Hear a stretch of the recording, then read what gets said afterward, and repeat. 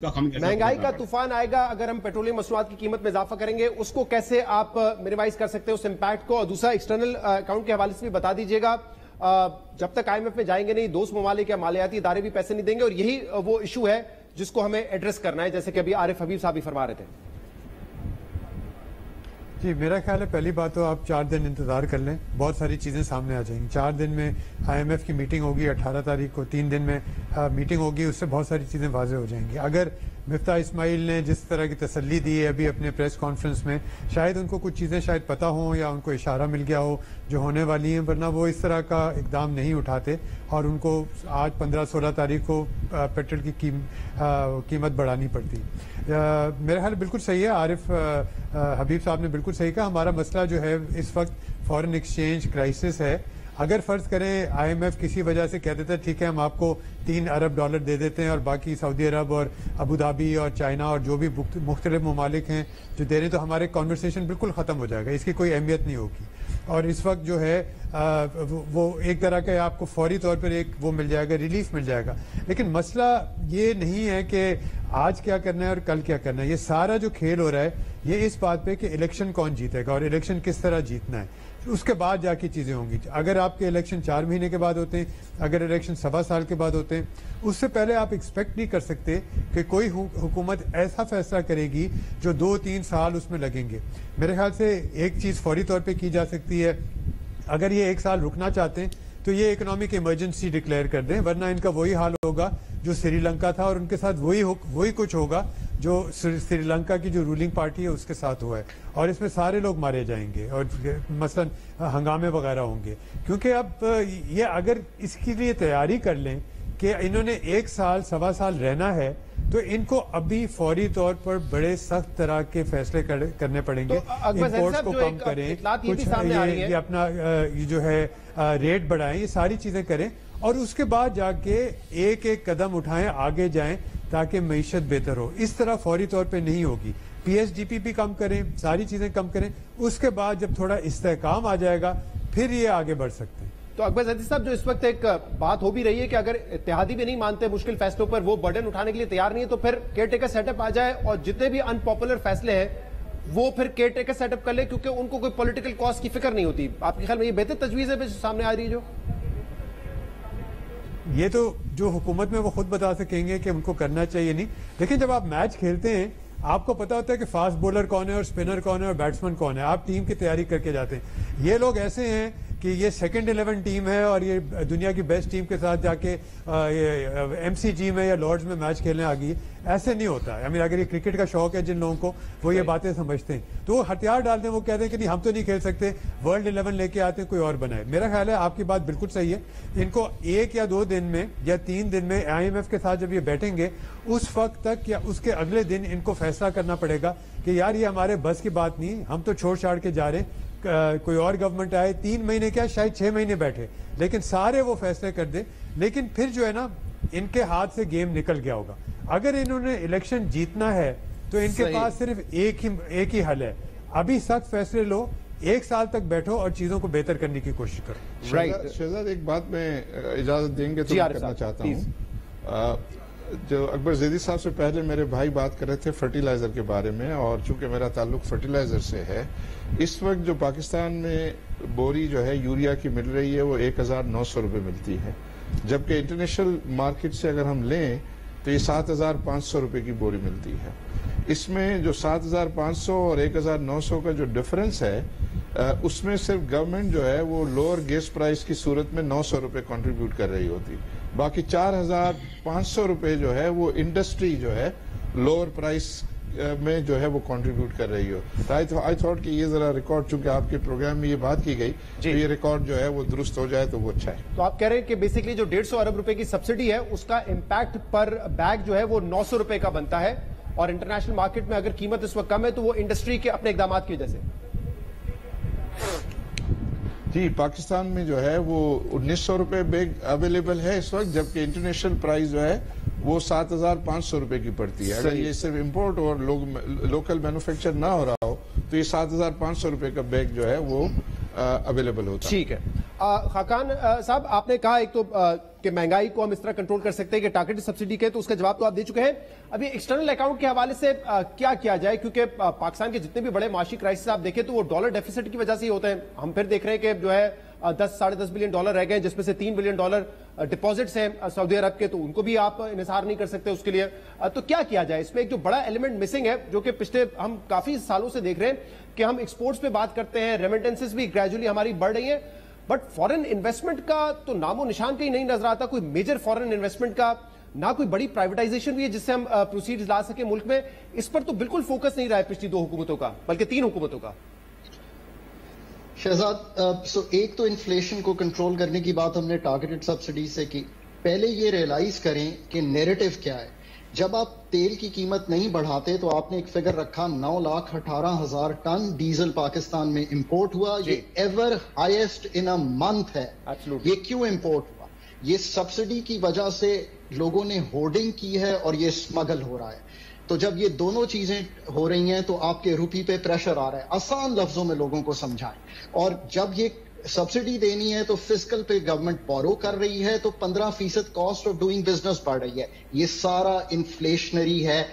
अगर आप subsidy remove कर देते हैं तो एक इन्फ्लेशन का जरूर स्टेप अप आएगा और वहां पे वो सेटल हो जाएगी। उसको मिटिगेटिंग, एक तो टारगेटेड सब्सिडी की बात हो गई, पर there are other ways to do it.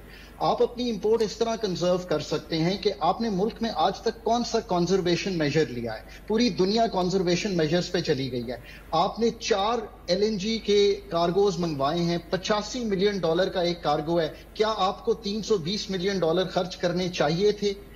अगर आप कंजर्वेशन स्ट्रैटेजी पे चले जाएं पूरे मुल्क में तो आपकी इंपोर्ट टूट जाएगी, आपके रुपए पे प्रेशर टूट जाएगा।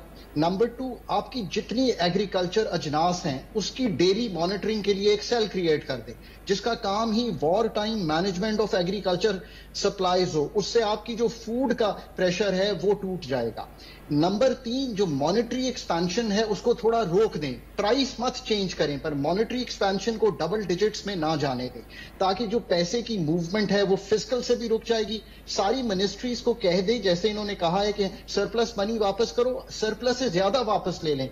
जिस तरह आप ये पैसे की मूवमेंट को रोकेंगे उसी तरह जो सप्लाई ऑफ मनी कम होगी तो इन्फ्लेशन भी कम हो जाएगी। ये अभी तक अगर अप्रैल 15 से हमने शुरू किया होता तो अब हम इसका फर्स्ट हाफ मेरे हिसाब में गुजार चुके होते और 3 हाफ में जून तक हम ये सब मैनेज कर लेते। सो ये सब चीजें, और जो यूसुफ साहब ने बात की है टैक्स एग्जेम्पशंस हमेशा बढ़ जाती हैं। इस वक्त 2000 अरब है मेरे हिसाब से, उसको रिमूव करना शुरू करें जैसे ही आप बजट में जाते हैं, तो ताकि आपके पास इनकम सपोर्ट में रूम बन सके टारगेटेड सब्सिडी का लोगों पे। लेकिन खाकान साहब, आपने जो बात की कंजर्वेशन की, तो आप ये कह रहे हैं कि हम LNG के कार्गो इंपोर्ट नहीं करते बल्कि हम कुछ हद तक लोड शेडिंग करें, लोड मैनेजमेंट करें, ये आपकी राय है? और उससे क्या इतना इंपैक्ट हम क्रिएट कर सकते हैं? चीपर फ्यूल्स पे जाएंगे, जितना चीपर इलेक्ट्रिसिटी बनेगी उतनी जो ₹5 की सब्सिडी देने की जरूरत है, सारी सब्सिडी ₹5 की कहां से आ रही है? फ्यूल प्राइस एडजस्टमेंट से आ रही है। ₹5 फ्यूल प्राइस एडजस्टमेंट है, ₹5 सब्सिडी है। लेट्स से कि आप चीपर फ्यूल से बना देते हैं ये चीज, तो वो ₹3 हो जाएगी। अभी तो चीपर फ्यूल है नहीं ना, कोल जो है $300-350, LNG की कीमत आपने कहा कार्गो पे $85 मिलियन का पड़ा है, ऑयल इस वक्त $115-120 के आसपास है, तो क्या चीपर फ्यूल इस्तेमाल करें फिर हम? इस वक्त अगर आप 4000 मेगावाट बना रहे हैं, आपके पास 6500 मेगावाट की कैपेसिटी है हाइडल पे, सो उसको बढ़ाएं, इसरा के साथ बैठें, थोड़ा सा जो वाटर है वो प्रोविंसेस को कहें कि वो ज्यादा इस्तेमाल कर लें। These are the kind of measures। और कंजर्वेशन लें, आप 5 डे वर्क वीक की बजाय 4 डे वर्क वीक 6 डे पे चले गए हैं, पर आप कम से कम करें। प्राइवेट सेक्टर को कहें कि 1 दिन ज्यादा छुट्टी करें। So these are all the steps that this is one of the strategies. अगर आप 1 दिन छुट्टी करते हैं शहजाद, तो 800 मेगावाट बिजली मुल्क में बचती है। That is how it is. और हम 6 डे अ वीक पे जा रहे की बात कर रहे हैं, बल्कि चले गए। जी, now coming on the external front, हम जब भी IMF के पास गए हैं, the crisis has been external. उसका लॉन्ग टर्म हल तो फंडामेंटल इश्यूज में है, privatisation, efficiency of energy sector, divestment agenda, productive government, productive private sector. But अभी for the first time in a programme मैं उस पर नहीं बात करूंगा कि अब क्या करना है। 18 को जो फंड का प्रोग्राम शुरू होता है उसका होमवर्क करें, उसका MEFP जो आपका memorandum of economic and financial policies है वो डेवलप करें, और जब जाएं तो उम्मीद ये रखें कि वो पैसे आप ले सकें।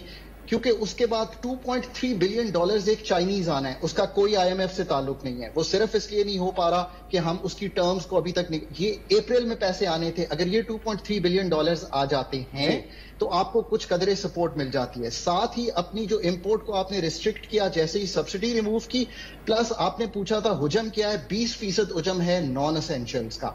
آپ آئل کو تھوڑا سا روکیں، LNG کو روکیں، تھوڑا سا آپ امپورٹس کو کرب کر رہے ہیں، NTB سے کر لیں، نان ٹیرف بیریئر سے کر لیں. اگر یہ 3 چیزیں کریں گے، امپورٹ کرب ہونا شروع ہو جائے گی تو آپ کے پیسے بچنا شروع ہے. ایک سیکنڈ، ابھی یہ بات ختم نہیں ہوئی. آپ کے پاس ایک بہت امپورٹنٹ ایونیو ہے، $6 ارب آپ کا FE25 اکاؤنٹس میں پڑا ہوا ہے، جو کہ ان پاکستانیوں کا ہے، آپ نے رکھا ہوا ہے. آپ ان کو یہ الاؤ کر دیں کہ اگر وہ اسٹیٹ بینک میں یہ پیسہ لے کے جاتے ہیں تو دیٹ از الاؤڈ، آپ کا ریزرو ایک دم چینج ہو جائے گا، آپ ان کو RDAs میں انویسٹ کرنے کی اجازت دے دیں. That is the biggest step you can take. آپ یہ 3 اسٹیپس لے لیں، IMF، چائنیز اور RDAs، آپ کا یہ مشکل نکل جائے گی اور یہ 6 مہینے نکل جائیں گے آپ کے. ٹھیک ہے سہیل صاحب، آپ کی کیا تجویز ہے ایکسٹرنل سائٹ پر؟ اور آپ سمجھتے ہیں اگر خاقان نجیب صاحب کہہ رہے ہیں کہ 20% ابھی بھی امپورٹ بل آپ کا نان ایسنشلز پر ہے، اور ابھی سنا ہے کہ بزنس کمیونٹی جو کہ اسٹیٹ بینک آف پاکستان کے نئے گورنر سے ملی ہے، انہوں نے ٹریڈ فیسلٹی کے حوالے سے بھی بات کی ہے کہ جو ایکسپورٹرز ہیں ان کو جو ہے ان کے ایکسپورٹ پروسیڈز کے مطابق جو ہے واؤچر مل جائے گا، اور وہ واؤچر جو ہے اسی اماؤنٹ کا امپورٹ کر سکتے ہیں. وہ واؤچر یا خود استعمال کریں یا کسی امپورٹر کو دے دیں. اس طرح کی کچھ تجویز بھی اب دی جا رہی ہے اسٹیٹ بینک کو ٹریڈ فیسلٹیز کے حوالے سے. جی بالکل، اس وقت آؤٹ آف سہیل صاحب سے جواب لے لیں پھر آپ کی طرف آتے ہیں. جی سہیل صاحب. دیکھیے شہزاد، میرا خیال میں سب سے بڑا کرائسس وہی ہے جو اکبر صاحب نے اور عارف صاحب نے دیا کہ آج کی تاریخ میں ہمارے ریزروز کو ہمیں روکنا ہے گرنے سے یا کوشش کر کے اس کو بڑھانا ہے. یہی نمبر 1 ایشو ہے، اور اس کا نمبر 1 امیڈیٹ حل جو ہمارے ہاتھ میں ہے وہ امپورٹ کرٹیلمنٹ کا ہے. میں تھوڑا سا اتفاق نہیں کروں گا آپ کی بات سے کہ صرف اسینشل نان اسینشل آئٹمس کی امپورٹ کو ہم کرٹیل کر سکتے ہیں. ہم اسینشل آئٹمس کو بھی کرٹیل کر سکتے ہیں اور کرنا چاہیے. اگر آپ پیٹرول 150 کا دیں گے تو جتنی سیل ہوگی 200 پہ کم ہو جائے گی. الیکٹریسٹی ہر چیز میں ہوتی ہے. گاڑی جو آج ہماری امیر لوگ یوز کر رہے ہیں 1 کروڑ کی، اگر وہ 3 کروڑ ہو جائے گی تو اس کی سیل بھی کم ہو جائے گی. تو میرے خیال میں اسینشل بھی کم ہونی چاہیے، نان اسینشل بھی کم ہونی چاہیے. اور یہ بڑا افیکٹو رہا ہے پاکستان میں. یہ آج نہیں، پچھلے 20 سال میں جو 5-6 کرائسس آئے ہیں اس میں IMF کا فارمولا یہ ہے کہ اتنی ٹائٹننگ کر دی جائے مانیٹری اور فسکل کہ لوگ اپنی ہر چیز میں کنزمپشن کو کم کریں. تو میرا خیال میں سب سے بڑا یہی ہے. اور دوسرا جو خاقان صاحب نے کہا ہے وہ میں کافی سالوں سے کہہ رہا ہوں کہ آپ کو جو FE25 کے پیسے ہیں اس کا افیکٹو یوٹیلائزیشن کرنا پڑے گا. آج FE25 کے جو 6 سے 7 بلین ڈالر ہے اس کا ریٹرن 0.5% ہے. ہم RDA کو 7% دیتے ہیں، پاکستان کا بانڈ 14% ہے.